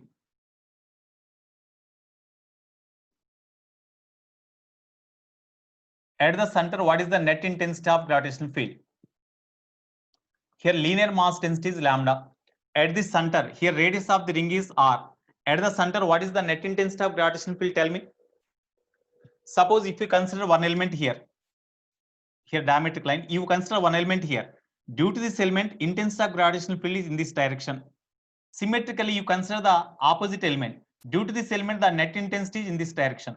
These DE and DE both are equal in magnitude, opposite direction. That's why these two cancel each other. Similarly, when you consider the opposite elements, all element, the intensity of the element intensity at this point due to all the elements is equal to 0. Net intensity becomes 0. That's why it is equal to 0. So in case of uniform ring, at the center, what is the intensity of gravitational field means? That is 0. It is the case of uniform ring only. If it is non-uniform, net that is not equal to 0. Next, B, on axis of ring, what is the intensity of gravitational field? On axis B.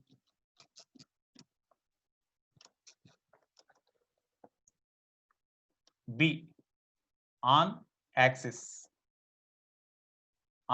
of ring. At any point, what is the intensity of gravitational field?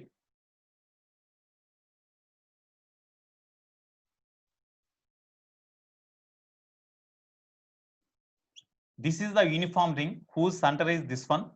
Okay, and radius is capital R. The line passing through center and perpendicular to the plane of the ring, that is the natural axis or axis of the ring. That is the natural axis or axis of the ring. Okay, at any point on the axis of the ring, here, what is the net intensity of gravitational field? At this point P, we have to find the intensity of gravitational field E. That is our aim. Okay, for that, as usual here also, suppose this point is at a distance x from the center. The point where intensity of gravitational field to be determined lies at a distance x from the center of the ring. Okay, now you consider the small element here. You consider a small element of length dl. Okay, which the line joining the element and the center. The line joining the element and center makes an angle theta with axis. Okay, now due to this element at this point, what is the intensity of gravitational field? dE is equal to how much? dE is equal to, due to this element at this point, the intensity of gravitational field dE is equal to, towards the element only, dE is equal to G into mass of the element is say dm. Mass of the element to dm, G into dm by distance square, means suppose this distance is say b, then b square. It is the intensity of gravitational field at this point due to this element. Okay, so this is equal to G into what is dm?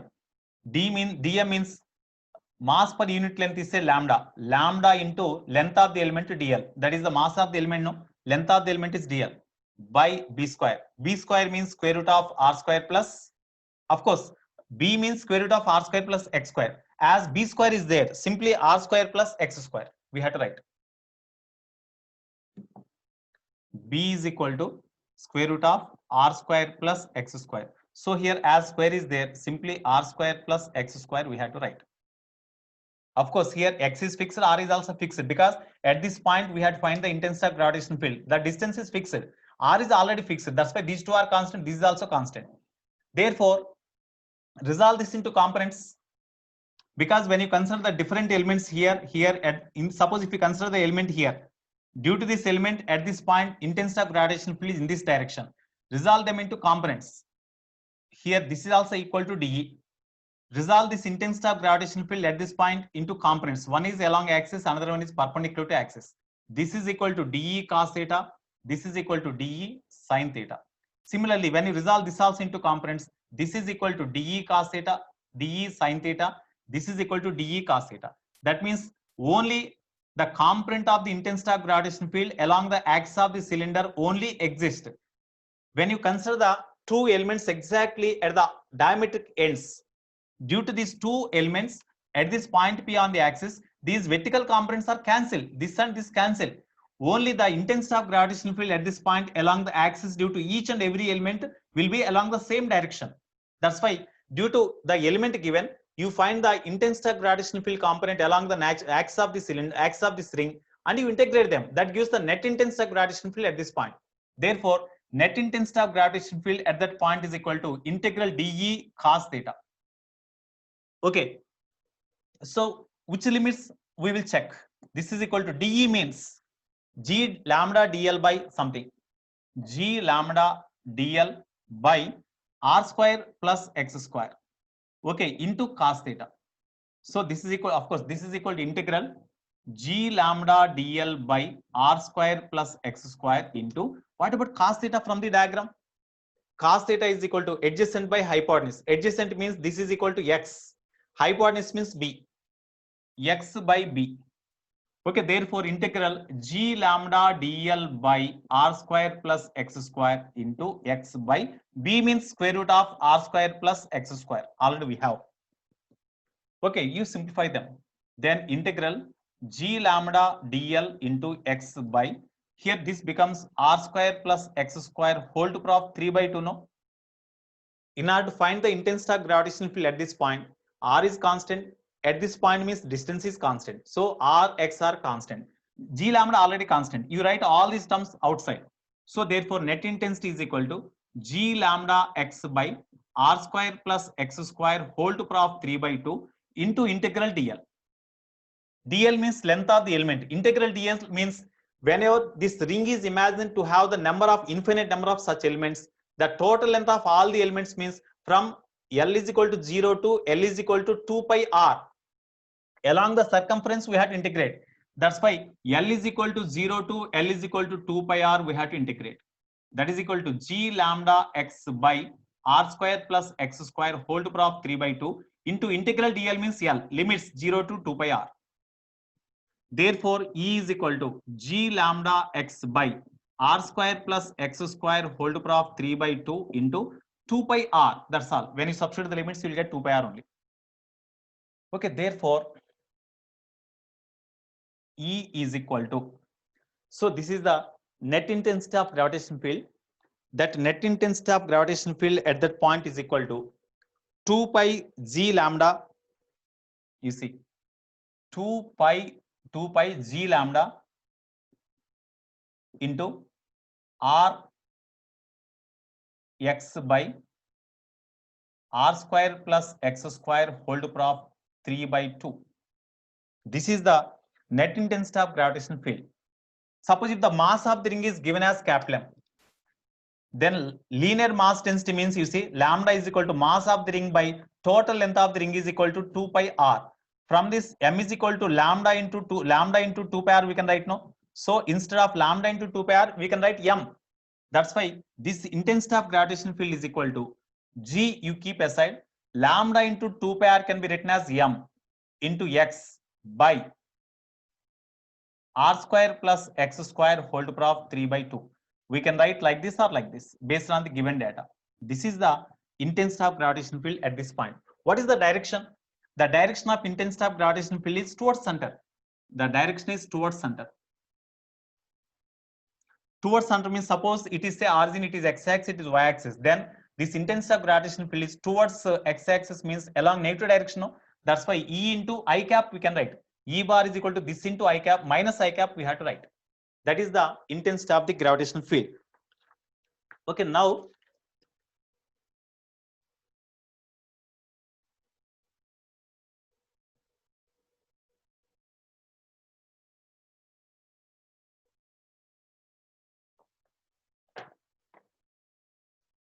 you see from this formula, you remember this formula, it's very, very important. Okay, I will write here. Intensity of gravitational field E is equal to gmx by r square plus x square whole to power of 3 by 2. Okay.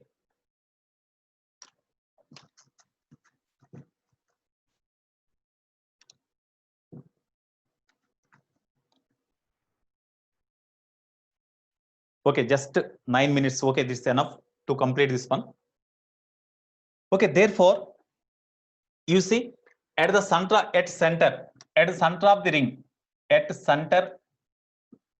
the ring, what is the intensity of gravitational field? Tell me.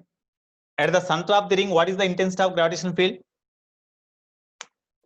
At the center of the ring, what is the intensity of gravitational field? As at the center of the ring means x is equal to 0, no? At the center of the ring means whenever this point P lies here, then x is equal to 0. When x is equal to 0, 0 by something 0. That's why intensity of gravitational field is 0. Okay, at infinity, that means x is equal to infinity. What is the intensity of gravitational field at infinity? You see here from this formula, gm by, because it is infinity by infinity means that is indefinite form. That's why you write this x in the denominator. Then r square plus x square whole to power of 3 by 2 by x we can write. Therefore, E infinity is equal to gm by r. You write this x inside the bracket. Then r square plus x square. How we can write it is inside the bracket? How we can write? I want to write x inside the bracket. How we can write?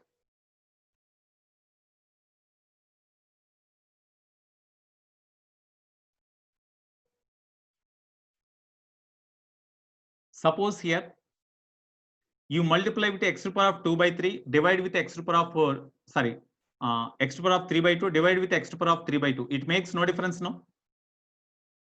Of course.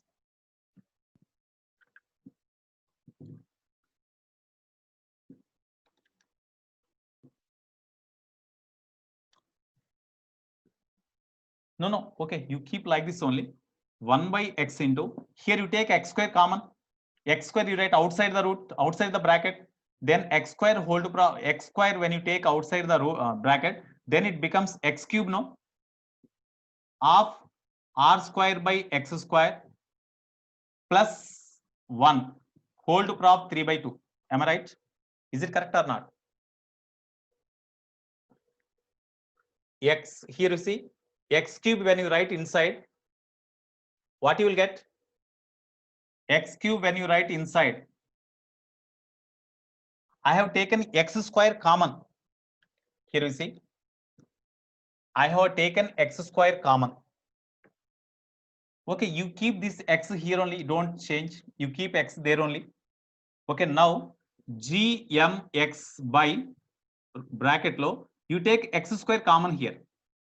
When you take x square common, r square by x square plus 1 whole to power of 3 by 2. Now you write gmx by you write this x square whole to power 3 by 2 means x cube you will get. So you write x cube into 1 plus r square by x square whole to power 3 by 2. 3 by 2. Okay, therefore e infinity is equal to gm by x square, one x cancel, into 1 plus r square by x square whole to power 3 by 2. Now you tell me what is this value? Since x is equal to infinity, when you substitute infinity, something by infinity is 0. So 1 plus 0, 1 whole to power of something means 1. Something by infinity square means infinity only. Gm by infinity is 0. That's why intensity of gravitational field at infinity is 0. No, at the center it is 0. At infinity also the intensity of gravitational field at infinity is also 0.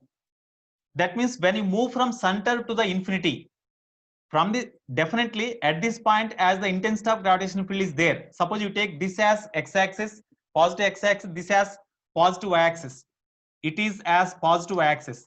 Then when you along x-axis, when you move from origin to infinity, definitely at the middle, as the intensity of gravitational field is exist at this distance, E is not equal to 0. No, we got this formula. No, that's why intensity of gravitational field increase in magnitude from origin and becomes 0 at infinity. At what position intensity of gravitational field is maximum?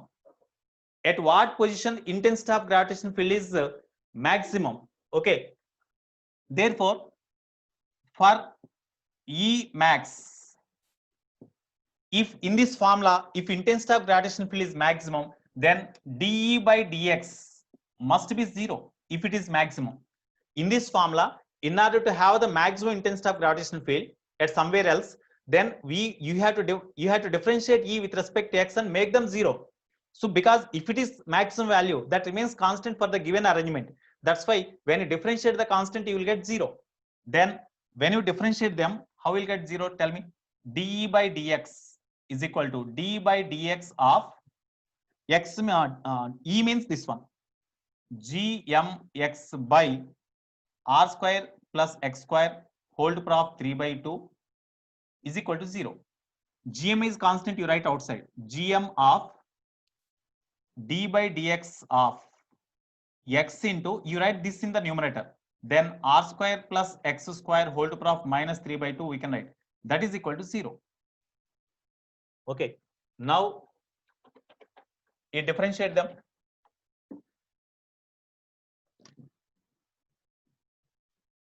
UV method you differentiate.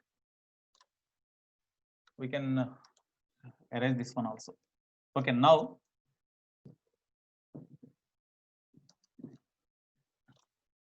last 4 minutes. No, 2 minutes. Okay. Here GM. Okay, you write GM to other side. You bring this GM to other side. 0 by something 0. Okay, remaining for this only. UV method. First you differentiate U and keep this constant. Then r square plus x square whole to power of minus 3 by 2 into differentiation of this one is 1 plus. Now you keep x constant and differentiate this one. D by dx of r square plus x square whole to power of minus 3 by 2 is equal to 0. So here r square plus x square whole to power of minus 3 by 2 plus x into differentiation of this one means first minus power minus 3 by 2 into r square plus x square whole to power of minus 3 by 2 minus 1. Minus 3 by 2 minus 1 means what you will get? Minus 5 by 2. Minus 3 by 2 minus 1 means this one. Okay. Into differentiation of this bracket term means you will get r is constant. So differentiation of x square means 2x is equal to 0. So therefore r square plus x square whole to power of minus 3 by 2 is equal to, because minus 3 by 2 into x means minus is there, no, you bring to right, then becomes plus. Then here 2 cancel. Okay, when it becomes plus 3 into x, 3x square into r square plus x square whole to power of minus 5 by 2. Okay, therefore here r square plus x square whole to power of minus 3 by 2 by r square plus x square whole to power of minus 5 by 2. When you write in numerator plus 5 by 2, you will get is equal to 3x square. Okay, then this is equal to r square plus x square minus 3 by 2 plus 5 by 2 means plus 2 by 2 1. So you will get like this only. That is equal to 3x square. Implies r square is equal to 2x square, or x is equal to plus or minus r by root 2. Very, very important condition. So on the axis of the uniform ring, the intensity of gravitational field becomes maximum at a distance equal to plus or minus r by root 2, means from the origin along positive x-axis at a distance plus r by 2, or along negative axis at a distance plus r by 2, the intensity of gravitational field is maximum. Okay, now if you want to draw the graph, last point, 1 minute, last 1 minute. So what is that maximum intensity of gravitational field? Therefore, Emax is equal to obtain the Emax value, you substitute. Okay, therefore, at x is equal to root by 2, r by root 2. Therefore, at x is equal to plus or minus r by root 2, E is equal to Emax. Intensity of gravitational field is maximum. That maximum intensity of gravitational field Emax is equal to, instead of x, you substitute r by root 2.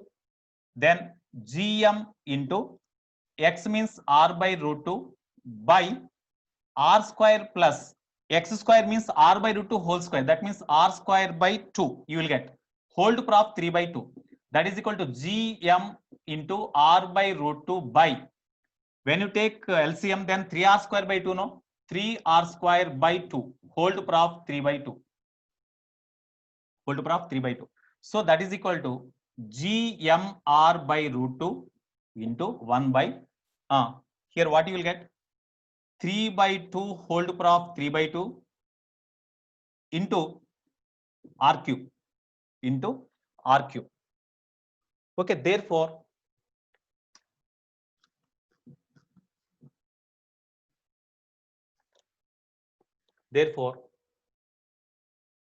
what is the simplification you will get? Tell me.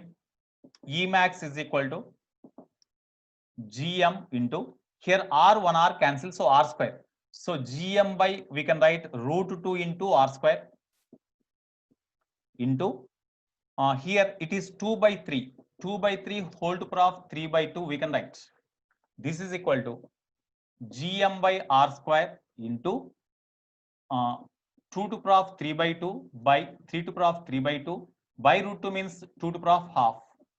This is equal to, of course, here we can write root 2 whole to power of 1 by 3. No? Okay, right. Gm by r square into 2 to power of 3 by 2 minus half. 2 to power of 3 by 2 minus half. That means 2 by 2, 1. That's why 2 by 3 to power of 3 by 2. Therefore, Emax is equal to, what is the value you will get? What is the value you will get? 2Gm by r square into, how we can write this cube root 3? No, not cube root 3.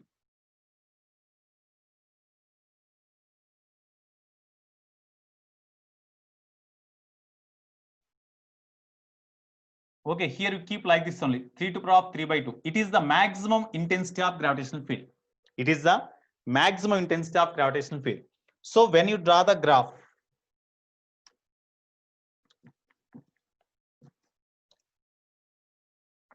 at x is equal to plus or minus r by root 2, we got this maximum value.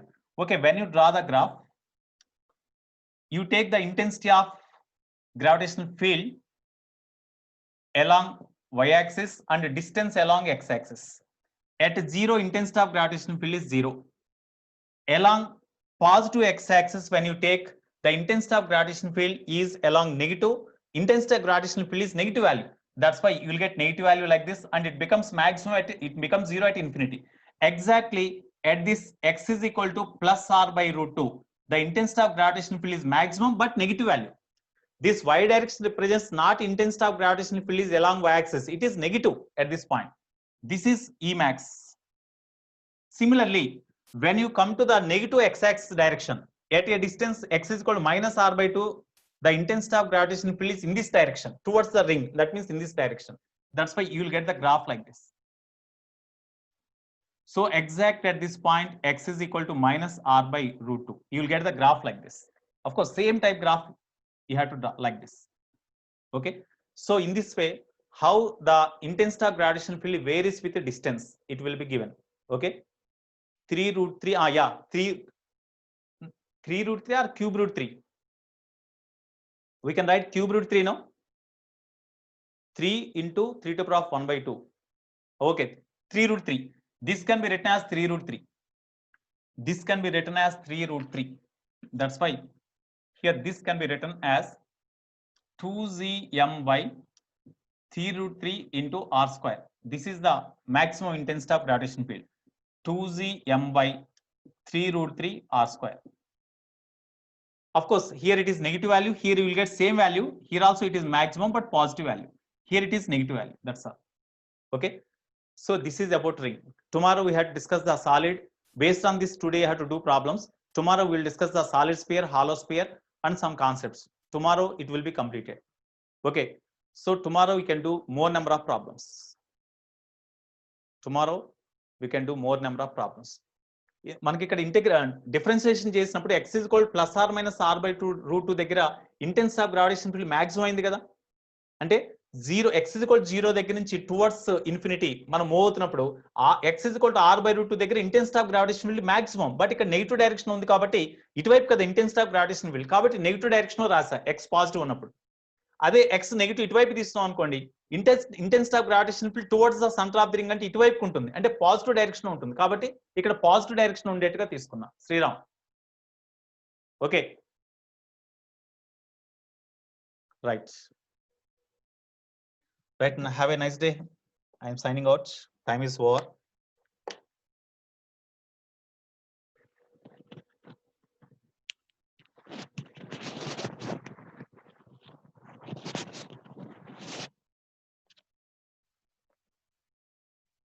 Okay.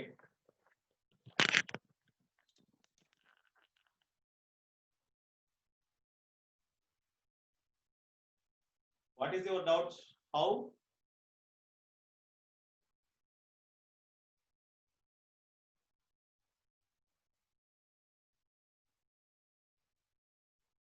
What is your doubt?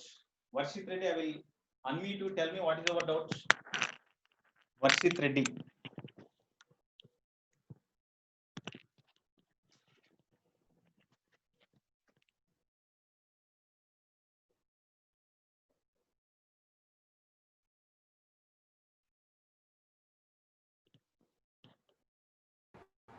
Sir? Tell me what is your doubt. Sir, ఇప్పుడు అదే point top most point ఉంటుంది sir. Top most point ఇప్పుడు అక్కడ